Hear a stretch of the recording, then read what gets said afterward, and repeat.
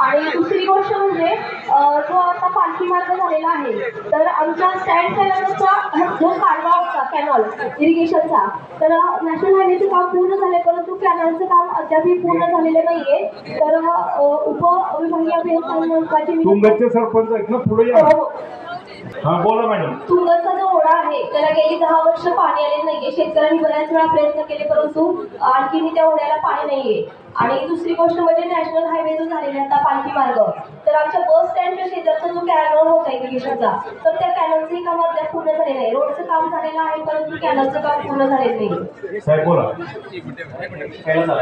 विषय साहेब तुमच्या भागातला विषय आहे, पाणी येत नाही 10 नंबरला. आणि तो जिथं आपला ओव्हरब्रिज अंडरपास झालाय, त्या अंडरपासच्या बाजूला ब्रिज आहे, तो कॅनल आहे, त्या कॅनलचं काम करून द्यायचंय.